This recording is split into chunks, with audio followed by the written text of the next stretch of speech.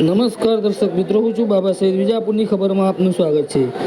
દર્શક મિત્રો, ગઈકાલે સવારે જે એક ઘટના ઘટી ગવાડા ગામ જે વિજાપુર તાલુકાનો છે ત્યાં, જ્યાં ઠાકોર જેઠાજી પ્રતાપજીના ઘરે ભેંસ હતી. તે ભેંસ વિહોણી હતી અને તેને પાડાનો જન્મ આપ્યો હતો, પરંતુ આ પાડો હતો કહી શકાય કે જે બે મોઢા વાળો હતો. જોઈ શકો છો દર્શક મિત્રો, જેના ત્રણ કાન છે અને ચાર આંખો છે. કુદરતનો કરિશ્મો કહી શકાય, કેમ કે સામાન્ય રીતે એક મોઢો હોય, પરંતુ આ પાડાને બે મોઢા જોવા મળી રહ્યા છે.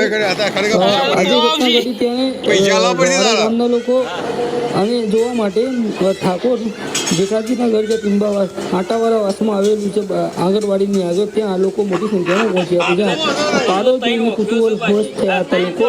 અને પાડો હાલ તંદુરસ્ત છે અને પાડા ફક્ત તેને તકલીફ એક જ છે કે તેને બે મોઢા હોવાના કારણે જલ્દી ઊભો નહીં થઈ શકે, પરંતુ દૂધ પણ પીવે છે અને હેલ્થી પાડો છે હાલ કહી શકાય. પરંતુ આ ઘટનાને લઈને જેવા સમાચાર ચારે બાજુ ફેલાતા, ચારેક ઓર વાયુ વેગે ફેલાતા લોકો જોવા માટે ઉમટી પડ્યા હતા. જોઈ શકો છો હાલ જે પાડાના દ્રશ્યો જોઈ શકો છો. વિજાપુરની ખબર પડતી, જ્યાં વિજાપુર તાલુકાના ગવાડા ગામે આવેલું ઠાકોર જેઠાજી પ્રતાપજીના ઘરે આવેલું જે આંગણવાડી બાજુમાં છે ઘર તેમનું અને આંટાવાળા વાસમાં મકાન છે, જ્યાં તેમની જે ભેંસ છે ભેંસે પાડાને જન્મ આપ્યો હતો. પરંતુ આ જે પાડો જે છે બે બાજુ મોઢું ધરાવે છે.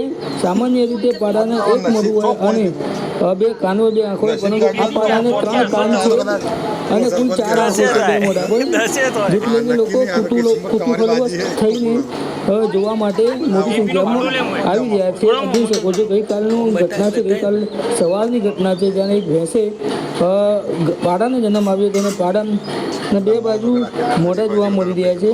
આવા સમાચાર અને અપડેટ લઈને અમે ફરીથી મળતા રહીશું. ત્યાં સુધી અમારી ચેનલ વિજાપુરની ખબર આવા સમાચાર જોવા માટે સબસ્ક્રાઈબ કરો.